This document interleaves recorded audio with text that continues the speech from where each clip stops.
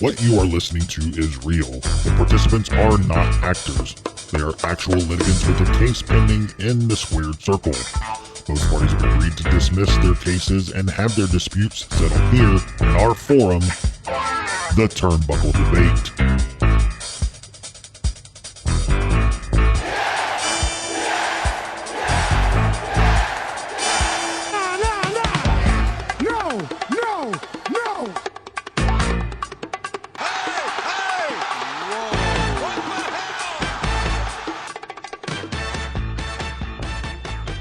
Hey everyone, welcome back to another edition of the Turnbuckle Debate. My name is Sneed. I'm Chad. I'm the OG Fit Kid Thomas Montalto, the staple of the Turnbuckle Debate.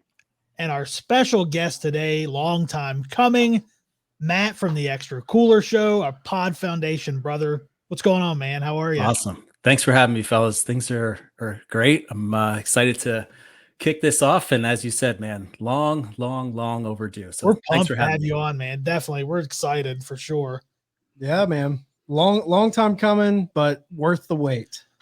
So tell everybody a little bit about the ExtraCooler Show, man. Awesome. So you likely know ExtraCooler. He is one of the wrestling artists in the community out there, right? So I've known Nick for close to 20 years now, and we've been pushing him to just have fun and start a podcast, and here we are. So there's Nick and the Survivor Series team, which I'm a proud member of, and those guys have been friends for almost 30 years, and I'm creeping up on 20. So it's just four guys hanging out, watching some old wrestling, and shooting the shit over it and drinking some beers. So we touch on some new stuff in the extra credit section, which I lead up there and try to bring it all together. So it's just been a lot of fun. We're about 25 episodes in, and that's us. Check us out. Yeah, it's a lot of fun, man. It's like just hanging with your bros. Exactly. That's what we're hoping for. And that's ultimately how it started. Really? Like I love the deep dive aspect of how you guys will pick like either a specific match. I know you guys I think you broke down a specific WrestleMania at one point. Yeah. We did a whole WrestleMania 9. Yeah. For better or for worse. I love that stuff because you get into the nitty gritty and you guys will point out things that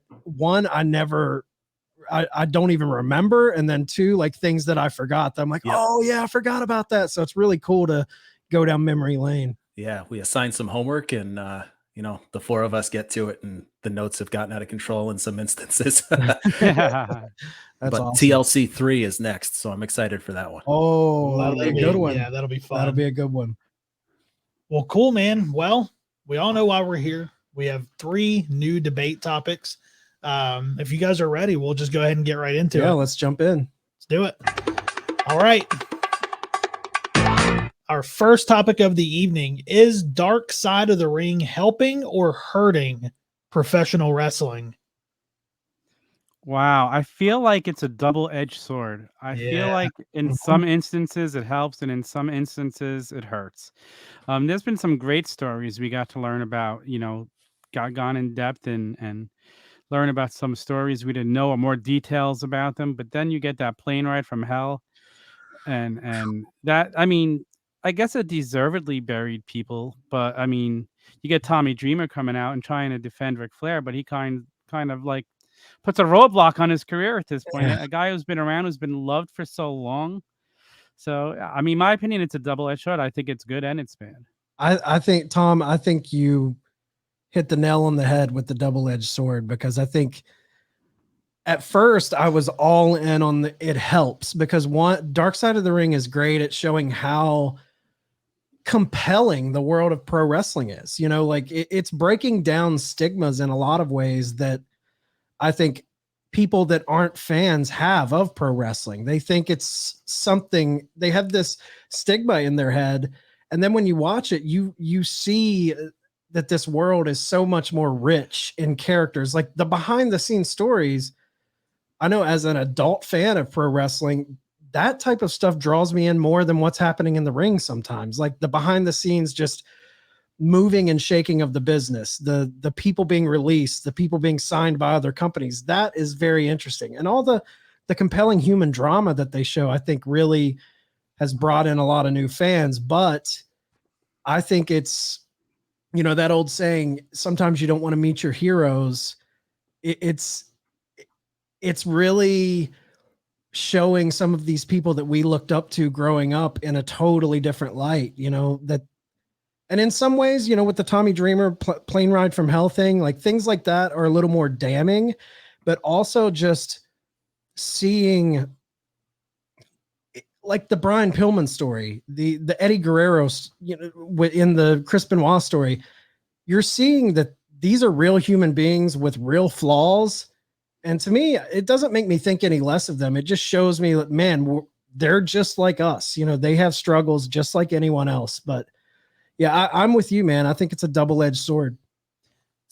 For me, I started diving in with this one and immediately thought about my wife too. So my wife is not a wrestling fan. She and I had been together for like 5 or 6 years before, you know, I started getting back in like 2012-ish. And she's never really been involved. She'll watch every once in a while. You know, Bella's comes on and she'll like watch that. She was into that for a long time. But this came on and she was so enthralled by all the stories, like you were saying, Chad. So everything that was like outside of the normal, just 4 corner posts, like that was really intriguing to her. So I thought it was really good. And it's good for the lapsed fan too. So I have like my buddy that I grew up during the Attitude Era with on the phone every day being like, yo, change to WCW. Like, he was completely lapsed and now he's sending me like, yo, did you see this episode? And he's sending me links to it. So it's got that good. And then at the end, like some of the stories are a bit damning, like you said, and that it's coming off of the that plane ride from hell one where, you know, it's really got this controversial piece. But for me overall, I think it's for the better. Yeah. And I agree too. I think it is for the better. And I'm going to take the plane ride from hell out of it. I'm going to take, because I think outside of that one, because there were some really damning stories in that episode, I think it has shown how much the business has evolved. Yeah. Also. And I think it's shined a light on that in a very positive way, because now we have, you know, you mentioned Total Bellas and Total Divas, and now with Roads to the Top, we have so much access to see what the business is like these days. I mean, with social media, you get to know these wrestlers, but back then we didn't know. And now you're hearing all of these stories that may not paint them in the greatest light, but it also shows how far we've come in the professional wrestling business and how things have changed for the better. So I think it does paint it. It does help it. I don't know if it paints it in the best light, but it definitely, I think it helps the business. Yeah. And I think it's really no different than watching a very controversial E60 on ESPN about the Dallas Cowboys shooting blow and having hookers in the locker room. You know, it's no different. Like every sport, you know, it's great sports documentaries. If you want to throw it into that category, you know, you watch The Last Dance with Michael Jordan, you know, they're painting him as this crazy, obsessed, hungry for greatness, willing to step on anyone to get to the top type of character.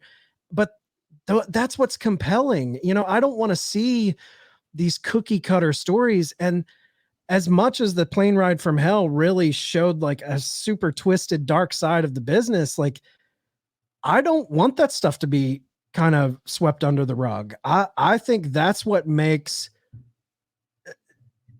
sports compelling. It is the darker side. It is dark side of the ring. You know, I want to see people like that exposed, you know, and even the way they took on the Chris Benoit tragedy and the way they made you think, where they made you see him for not just the horrific last 2 days of his life, but how it affected his family. And I just think it's a breath of fresh air to see people like this in this way. I wonder how the locker rooms now feel about it. Like, I'm interested in their take on whether or not this is putting negative stigmas on them, or is it just showing how far that they've come. And, you know, going back to the Undertaker calling the locker room bunch of wusses, pretty much. Like, you got to imagine that he's like stressing out, waiting until his episode comes out of all the damning things that he did. Yeah, and it really makes me wonder after the plane ride from hell episode, like, are the boys going to be so apt to sit in front of a Dark Side of the Ring camera crew and spill all their guts now. I can't imagine they would be. I don't think so. I think you might see a guy who's out against someone if they go after like a story that they want to get out there, but we're not going to see like just JR out there or just a general run of the mill guy, somebody who was on a plane ride telling their stories anymore. It's good. I think if it sticks around a show, we're going to see people coming on with agendas more so than just the general guy telling their story. People are going to be a lot more guarded, I think, Yes. now. For sure. Yeah. Yeah, I think and nowadays, like I said earlier, we have so much access to see what people are like. Yeah. We see Twitter accounts under real names and families, and we're seeing everything play out live. Which I have heard the creators have said that, they kind of got pigeonholed with that name because they had to pick it at almost like the last possible second. They needed a name, and one of the creators' mothers picked that name, and they feel like it's pigeonholed them because they want to branch outside of just the darker side of pro wrestling. They want to tell uplifting human dramas, and they want to venture into other things. So maybe if they start going a little more positive stories, maybe that will open some people up to talking. But I really do worry that the blowback from that plane ride from hell is going to hurt their reach and who they get to do interviews now. I don't think these real dark silhouette replays, the reenactments, I don't think they help a whole lot either. No. Yeah. No. I don't think Point. when they're showing this real dark lit ring with silhouettes in it, shooting up or whatever they're doing. I don't think that helps, but the Macho Man one sticks out in my head as you're saying it. Like he had that like straw hair. It's kind of like that looks like it was made up, but the steroids trial one, we're coming out of the plane ride, and then steroids trial is the end of the season. So I can't wait for that one. That'll be fun. They actually got to talk to Jerry McDevitt, who's the lead lawyer for WWE. I'm stoked to see that. Yeah. That should definitely be it. What was the last one? Was it Canyon?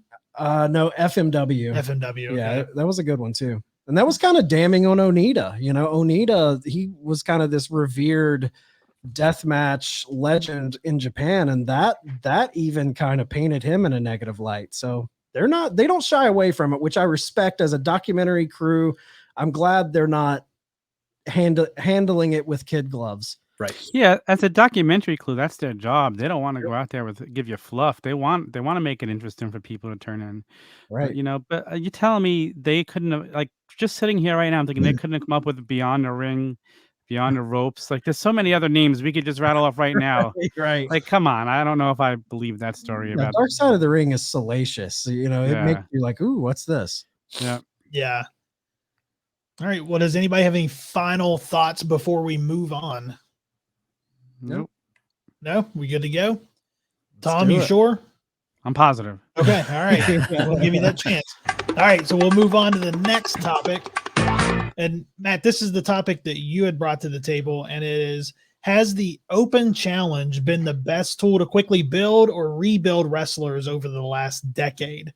Now, this was your topic, so I'll defer to you to start us off. Awesome. So I did include the last decade, but let's rewind a little bit. So you got John Cena and essentially him being built right out of the gate. 2002 comes out, answers Kurt Angle, and he's kind of off to the races at that point. There's, of course, a lot more that happened from there, but really focusing in on John Cena later. And in 2015, wins the US title at WrestleMania against Rusev and the Tank and all that fun stuff. And then comes out the next night, and Dean Ambrose, John Moxley answers the open challenge. And then we get some amazing, amazing people answering after that. NXT people, Sami Zayn, Kevin Owens, and boom, they're main players right away. And now we're seeing Cody did it with the TNT title at AEW. And it's good to see that come full circle too, because we're going from Angle to Cena, and then Stardust answered a challenge too. So he's doing it now in AEW. So I think it is a great tool. I think it's something that's worked really well for everyone and not just the, Vince up in Connecticut. So I'm all for this being like one of the best tools to solidify a main player. I mean, I feel like it hasn't worked well for WWE lately because they haven't booked it right. But I agree with everything you said about the previous ones with KO and when John Cena did it. But like when Sheamus did it and they just kept recycling the same guys every week, that didn't do anything for me. You're I've not enjoyed wrong. how AEW did it, with but again, WWE, they just beat things to death after a while, like and could make it better, and for some reason they just don't. So the WWE seems to have lost their touch on all that stuff. It's unfortunate because it can be a great way for a guy from NXT to make his debut, or somebody returning to make their debut. But you have Sheamus and who was it Ricochet and the same three guys kept coming out week after week. That's the downfall of it too. Yeah. You're right. Yes. They're not Yeah. handling it properly. And Right. but on the flip side, Damian Priest was doing the same thing. And again, they're getting into that recycling of the same old Yes, shit over and over 100%. and over again. But in the same breath, Damian Priest feels like he's legit on the main roster now. It's not just this NXT guy. And while the NXT has had NXT transfers up to the main roster has had an awful track record over the last few years, this one feels a little bit different, and maybe it has something to do with that. But we saw some really big people at the AW challenges or Open Challenge as well. So I don't know. I'm staying with it, fellas. No, I agree with you about Damian Priest, but again, I don't think we needed to see them reuse the Open Challenge again so fast. Let it breathe. well, I think I'm kind of with Matt. Like if it's booked properly, to me, the Open Challenge, especially if it's booked in a way where you expect it every week, like where every week you're going to get an Open Challenge, it builds this built-in drama of, oh shit, who's it going to be this week? Like when KO came out, man, on Cena, he beat Cena, right? In that, Yeah, it was great. It was amazing. dude, or he took him to the brink. I can't remember if he beat him. Did he? Because he was NXT champion, right? When he came up and challenged him. Like, dude, that match, because I think we were at the Money in the Bank that was kind of right after that when they had the big match at 2014 Money in the Bank. It was the payoff. It was the payoff to the big feud between them. But when they do stuff like that and it's a legit surprise, it doesn't work as well to me when the Open Challenge is just recycled roster guys. You have to throw in those surprises. It's like thinking of Cody when he just recently did it last year in AEW. I mean, they bring out Ricky Starks. They put on a banger. Instantly, Ricky Starks shows out, gets signed. Then Eddie Kingston comes out, cuts that just barn burner promo on him. It's in the show. Yeah, it's in our show opening. Like that. That's the type of stuff. And then it gets them signed. So, Warhorse, that indie wrestler, he didn't get signed from it, but it gave him a spotlight. And now I'm sure his booking fee went up on the indies because of that. So it's like the Open Challenge is not just a good way to put someone over on the roster itself, but I think it could elevate anyone. And essentially we're seeing that, we're recording tonight on Wednesday before Dynamite. Essentially, we're seeing that tonight with Bobby Fish coming in to face Sammy Guevara, and he's not signed to AEW. He's just coming in to challenge for the TNT title. So I love the Open Challenge. I loved it when Cena had the Open Challenge going on. I think when it's well done, I think it's a great way to get guys over. I think the Open Challenge works well when there's an open door. Even better. Yes. When there's an open door, you're going to get, who knows who's going to come by. Yeah. And that was when Cody did it. It was kind of at the beginning of that opening up that forbidden door. Yeah. Because we did see Ricky Starks and all these guys, Kingston, and I think that's what it's meant to be. Yeah. That's what and it is good in the company, when they do to bring back roster members, to introduce them back in, that's good. But it's even better when you can bring in guys that are not in the company. That's a complete surprise. Just one-offs, because that's when you're the most surprised. Exactly. Because it built this fervor on social media where fans were just like, oh shit, who's it going to be? And they were lobbying for independent wrestlers. Please get this guy, have him do the Open Challenge. Right. So it builds not only does it help if you have that open door policy, it doesn't only just help your company itself, but I think it helps the pro wrestling business in general by building just credibility to wrestlers outside of the company. Another and thing as on wrestling, go another thing on the WWE side, when you have awful booking, when a title doesn't matter at all, it elevates that US title as well. And then it elevated, like right now, if they were to do it on Raw, maybe that's something that people actually tune in for, because it's been so terrible that why you need to have a reason to tune in. It's helping the show, it's helping the champion, it's helping the wrestler that's challenging, and it's helping the title. So the overuse and the repetitiveness, not good, for sure, not good. But when it's done right, like Jim on our show says, chef's kiss, right? Yeah. And again, as wrestling fans, we all love surprises and the mysteries and suspense. So like when it's done right and you're looking forward to see who it's going to be, it just doesn't get better than that. But again, even WWE did it right when they had Kevin Owens and NXT guys come up, but this time they didn't do that. So yeah, and with WWE, I don't think the surprise element definitely adds another layer to it, but you don't have to have the surprise. But to me, if you don't have the surprise, if you bring out someone and you deliver just a banger of a match, the Intercontinental title and the US title in WCW back in the early 90s, those two belts were kind of the workhorse belts. Yeah. And when you have this open challenge and say it's Sheamus and Ricochet comes out, if they put on like just a barn burner of a match, it adds credibility to the challenge. If you make people expect like, oh shit, when this open challenge happens, we're either going to get a hell of a surprise or we're going to get a great match. And I think that's what you have to have with the open challenge to make it like super credible. For sure. I mean, it's a surprise, even if it's somebody on a roster. That's good because you don't know who the opponent's going to be if done right. Right. So, like you said, if it comes out to be a great match, that's all that matters. But again, recycled people just ruins it, and that's what WWE seems to do now. It's so sad. It doesn't have to be that way. Yeah, Tom's stuck on this. Recycled matches, man. Well, watch my Raw recap show every week. It's the Raw rematch show. Yeah, that's true. That's why they need to combine the rosters so they can like get some more variety in there. Yeah, I agree.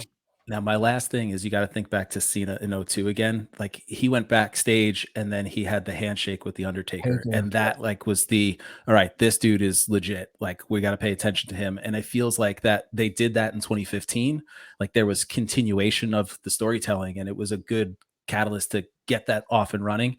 And now that's the void that's not there right now. And that's the opportunity that you don't see on the WWE side. I felt like AEW did it really well, and taking those Ricky Starks and those guys of the world that came out and answered that challenge. And then think of the guy that beats the champ, finally gets to take that title off. It's an even bigger deal. So I'm glad you guys are seeing it too.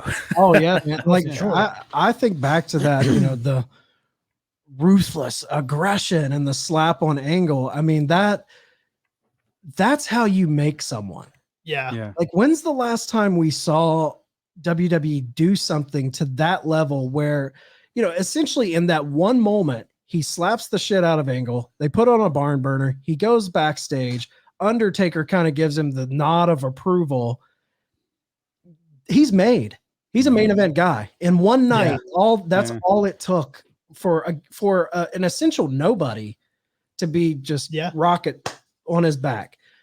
Like if they would pick and choose now, they kind of teased that recently, not to that level with a Taker, but they had Braun Breaker, who I hate saying that name. He is a Steiner. Call him a Steiner.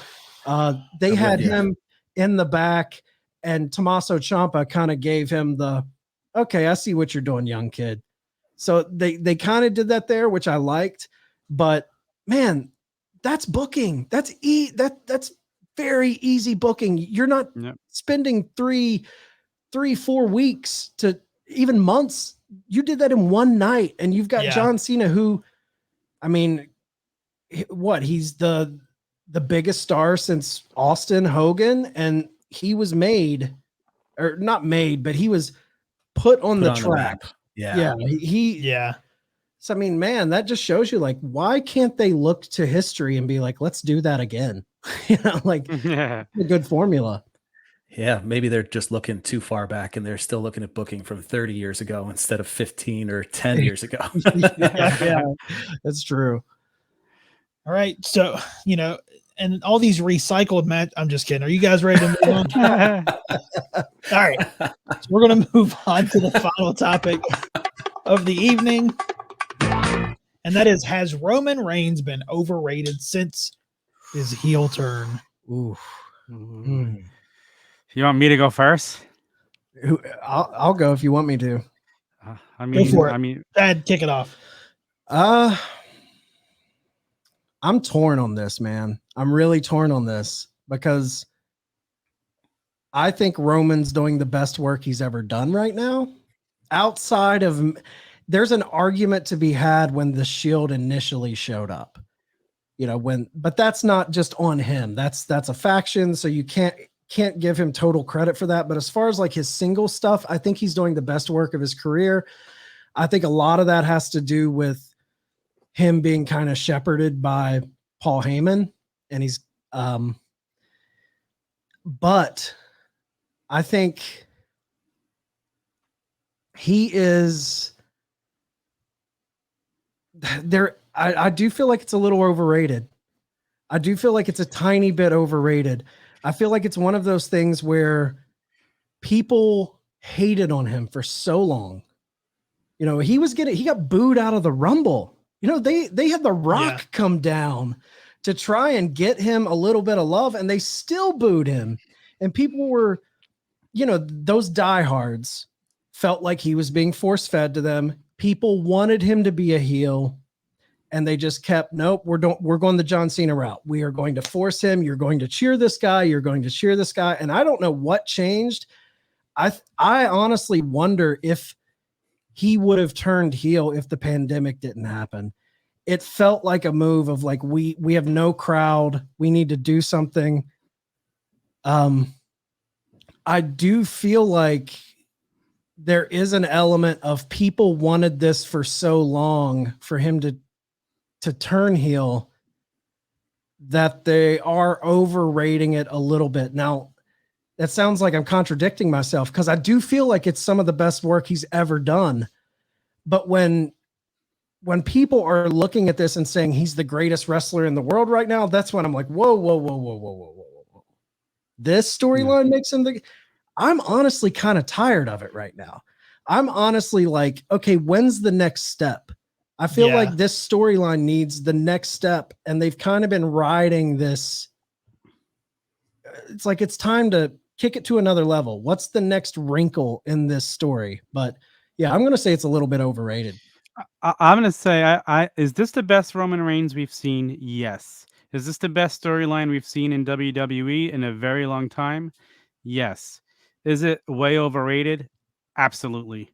It's just, I think we're so used to how bad WWE has been. People think it is better than it is. People act like he's on the level of Omega? No. When he is in the ring with a great wrestler, he has great matches. I've never seen him elevate somebody else. When he was in there with Daniel Bryan, amazing matches. When he's in there with Finn Balor, the matches are great. When he's in there with just his cousin, the match was okay. Like people got to stop overrating and thinking he's the second coming of whoever, because I'm enjoying it. And like you said, I kind of feel like it's time to move on. Let's do something else with it. But I do think it's way overrated. As much as I enjoy it, I think other people are way overrating it. And the reason why he turned heel, he did an Instagram live when he was out after WrestleMania last year, and he was just talking, and it was his whole attitude he has now. And it was perfect. It was like, people, you're all judging me for not being around. And he's like, you don't know what's going on in my life. And if I wish that Instagram live was still out there. I feel like that somebody saw that and said, this is the character we got to make Roman Reigns be, because it was so good back then. So that's my opinion on it. So he's overrated just because he's not at that 5-star Meltzer level. Is that the reason? Like, tell me No, why. screw Meltzer. Tell me I don't why even it's go by all right, Meltzer. fine. All right, poor example with Meltzer, but he's no, not it's not a poor example. I understand what you're saying. It's actually a good example. I don't even mind at all. I just don't think he's on the level of wrestling wise as Omega, as Daniel Bryan, as CM Punk. They can out wrestle him any day of the week. A great wrestler makes other people look good, and I don't think he's making other people look good. So I think I was obviously on the other side of the tracks here, Good. and you can call me the WWE guy. And sure, I grew up in New York. I grew Me up on the too. Fed. Like, it's part of my wrestling life. But if you look at it, he's been carrying a terrible booking company, or a company that's stuck in terrible booking for over a year. It's creeping up on 14, 15 months, and we're still interested in the storyline. Sure, I'm gonna agree with you, Tom, that the opponents he's had outside of his cousins and the bloodline, obviously it makes sense. It's tailor-made for him. It's tailor-made for the Usos. That's helped main event Jay. Is that what they were calling him, or still calling him? Like, sure, it helped them elevate, but at the same point, all of his opponents aren't shit. Like Cesaro, still Cesaro. Finn, I mean, they didn't pay off the turnbuckle break. They didn't pay off on the demon. He's just shipping them off to Raw. And, maybe we'll get more, but at the end of the day, the opponents that he's faced are not better because of it. But this storyline is still extremely compelling. What they're doing with Paul Heyman and Brock Lesnar, to me, is the next step. So you guys are asking, what's the next step?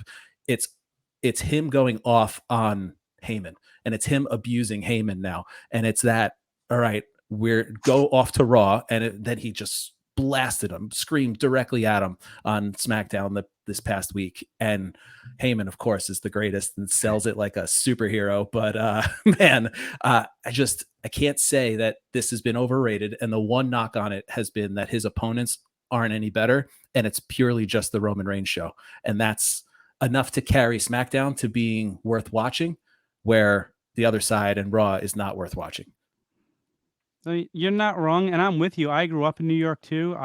These guys know it. I was WWE fanboy and lived in our bubble for 40 plus years, going to Madison Square Garden, and I loved it. But to me, I heard the abuse you took in the beginning. Don't worry. but at the end of the day, and I'm interested to see what's happening with the whole Paul Heyman thing and Brock Lesnar too. I love this version of Brock. To me, it's not going to be, as of right now, as I do enjoy it now, but it's not going to be memorable at the end of the day that I'm going to look back and say that was one of the best moments in wrestling. That was one of the best runs in wrestling history. Then again, it's still going on. So I have to let it finish before you can fully judge that. But that's just how I'm looking at it right now. I was trying to think of other heels that were like at this level and, have that manipulative, righteous, like self-righteous attitude. And like, I'm thinking back to Jericho and HBK and that rivalry and how all of that went down. It feels like it's kind of pulling some of that, and Roman is the head of the table and he's so self-righteous that only he knows what's best and blah, blah, blah, blah, blah. And all that's like perfect heel work. Yeah. And I don't know. He's definitely pulling from the suit and tie Jericho, not raising his voice, speaking very deliberate. Everything handed to him. I love the like presentation of the microphone. Yeah. I mean, even though me and Sneed are from WCW country, WCW for life, we grew up loving the Attitude Era and Stone Cold and all of that. But I think what you guys said, Matt made a great point. The next step is Lesnar. And that is a very compelling story of Paul Heyman being caught in the middle of these two behemoths. I love that. I think the one thing that they've missed a little bit on, and this is just maybe, I should just go with the story and not play fantasy booker in my head. But, when the story first kind of kicked off, we had that moment with the Wild Samoans coming out. Or, Alpha and Sika. And it was such like oh shit, this is going to be about the Samoan dynasty. This is going to be about family. I thought we were going to get maybe Rikishi coming out and bowing, telling his son, pulling more of that family in. And I thought this was all moving towards The Rock. And I still do think that's where we're heading. I still think like eventually there is going to be a Roman Rock mania and we're going to come full circle.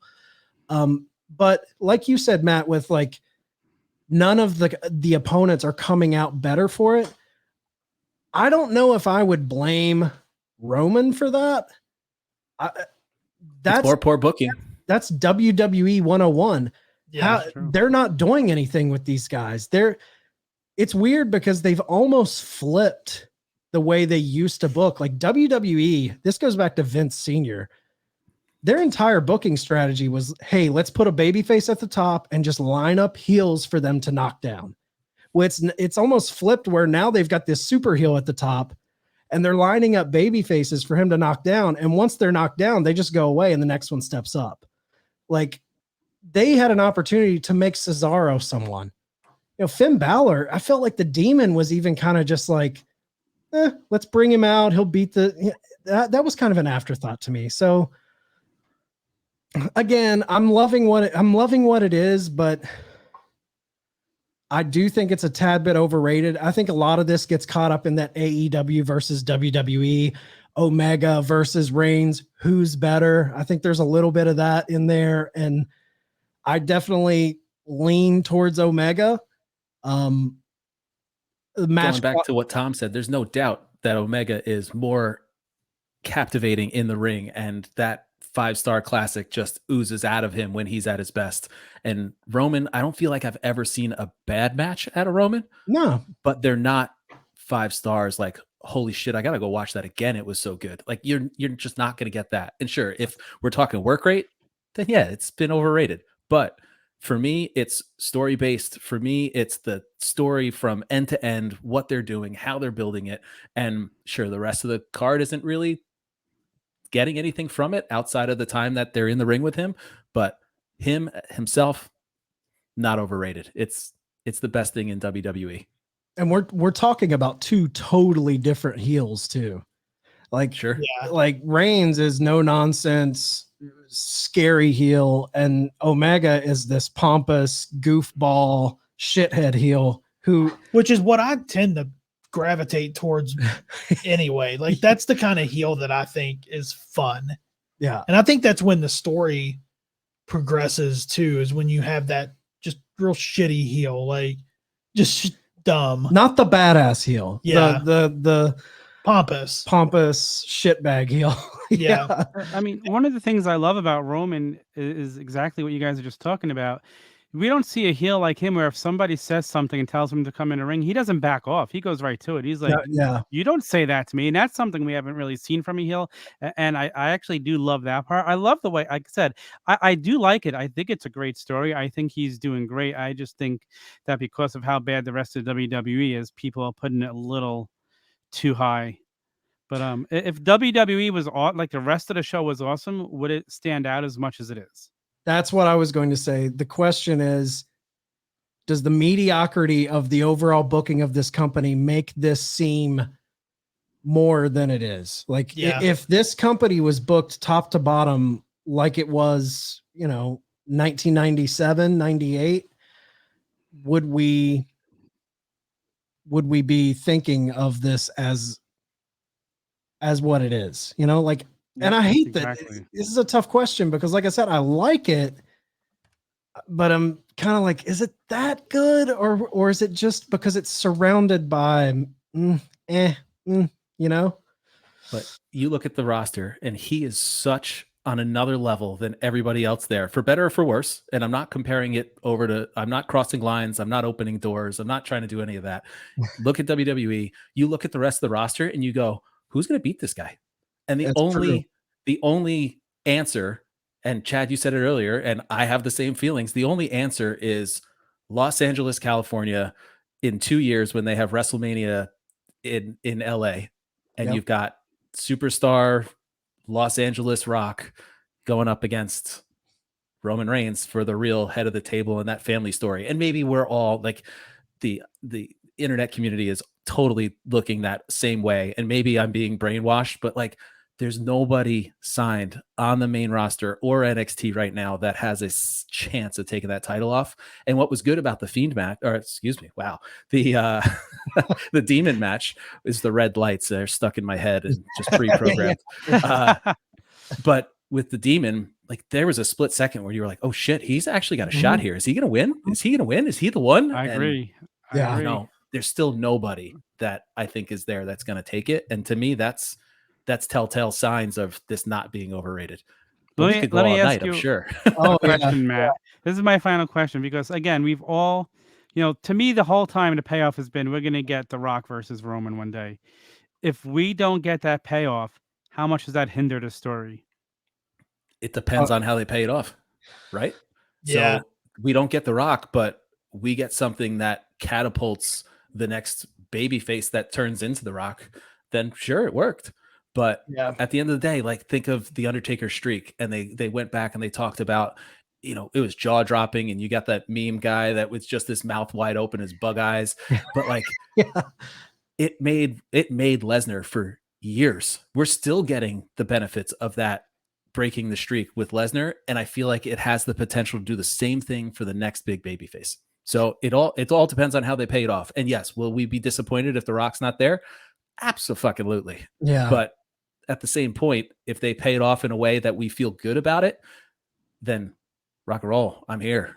That's the key to me is one, I think all roads lead to The Rock. If you don't have that, I don't care what else you do, you've missed the boat. There has to be, you've set up the bloodline, the family dynamic. Who is the true head of the table? Well, that's Rock versus Reigns. We have to get there in whatever way. My question would be, obviously Reigns is going in as the heel. Rock's beloved. You go to Mania, in my humble opinion, you cannot have The Rock beat Reigns. You have to create a super heel and have Reigns defeat The Rock, stand tall, have the bad guy win at Mania, which is very rare, and have him say, I told you I was the head of table. He came back and I took him out. But the only way you can do that, and this is where I worry, and I think this is where the story could fall apart at the end.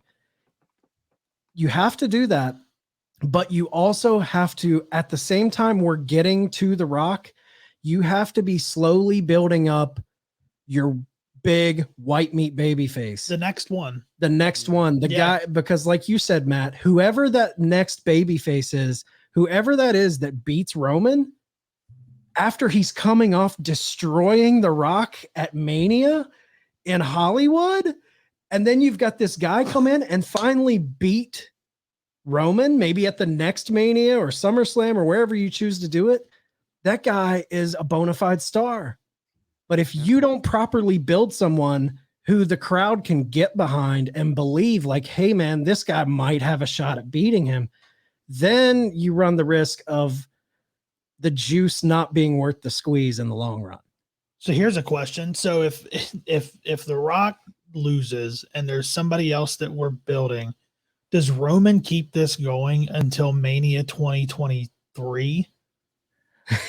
I just threw it out there because it was LA and it made sense in the moment, but I they got a think huge where they're stadium going. show Wait, in Texas this year too. But Yeah. Wait, is LA 2023? yes. Yeah. Okay. Yeah. Yep. So It's if Texas. so does he keep it going to 2024 if he beats The Rock and they're looking for somebody else? I think they go fucking Bruno Sammartino. They let him fucking run with this title for a long time, and why not? Well, I would be all in to watch that happen. Actually, give him a long, lengthy run like that because nobody's held the belt that long in a long time. There is nobody else. Yeah. Who has the record for the longest title reign? Is it CM Punk? Only recently in the modern era. I think. So don't you think that petty little Vince wants to get that name off of the top?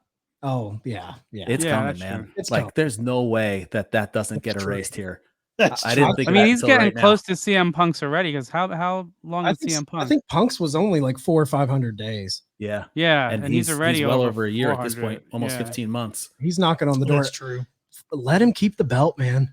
I would give it to him for 3 years. I'm all in on that. As long as they let, like it all hinders on building who the next big guy is.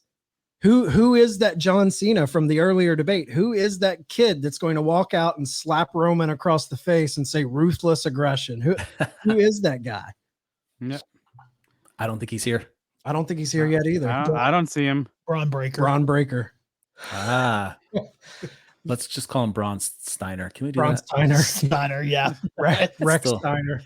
Yeah. Well, It was a That was good. fun. yeah, Good man. Do topic. you guys have any closing arguments before we go? No. No, I'm not very staunch in my. I think it's over. I think it's a tad overrated, but I agree. It's the best story going in WWE. I guess my only question is, are we looking at it with rose-colored glasses because of all the other stuff going on in WWE? That's exactly my point. We're on the same page, Chad. Expectations are way low. Yeah, for sure. Right. But Definitely. in the same breath, this is the only reason to watch WWE right now. Absolutely. And they've just gotta make people out of it. That's the one thing that's the one piece that you've got me like, I'll listen to you guys a little bit about this overrated thing. But other than that, man, like I'm here for it, and I'm here for this to continue. And I'm going not overrated. I love it. I love it. Well, Matt, let everybody know where they can find the Extra Cooler Show, where they can find all your content. Awesome. So it is the Extra Cooler Show. You can get us on Twitter at Extra Cooler Show. I am over on Instagram at Matt's in the Cooler. If you've listened to our show, we do a little beer segment or a drink segment. That's What's in the Cooler. So that's where that comes from. Be sure to go over, check out Nick, amazing artist, doing everything in Sketchamania in October. Is really fun. He's killing it. posting a new He's thing every killing day. it. And he's got some really fun things Dude, coming. that- I'm excited for it. The But- Triple H one and the Aleister Black one he's done with this October sketch thing. I'm like, dude, he needs to release all of these in like a compilation or something, because they're killer. This is the He's- second year in a row that I forget the handle. It's like MARJ Marge or something like that. I'm so sorry if you were listening and I butchered your name and your Sketchamania. But regardless, this is the second year that they've done this, and it's just seeing all of the art that's coming out during October has been really fun. So go check out Extra Cooler on Instagram and on Twitter too, and check out all the cool things he's doing. And then get the podcast wherever podcasts are found, Spotify, Apple Podcasts, wherever else. So guys, thank you so much for having me. Cheers, fellas. And Yeah, man. Absolutely. Thank you for It stopping was by. great. Well, that's going to wrap us up for this week. Hope you guys enjoyed. Tom, go ahead and get your stuff in before we head out. The OG Fit Kid Twitter and Instagram, the Turnbuckle sessions every Wednesday. Don't miss it. Came out great. Yeah, you sounded like a robot, man. Came out Get it phenomenal. out again. Get it out again. The Wait, sessions- really? Yeah, you sounded like a robot, dude. All right. Turnbuckle Well, sessions every Wednesday. We got Call the Hawk on this week. Don't miss it. court is dismissed.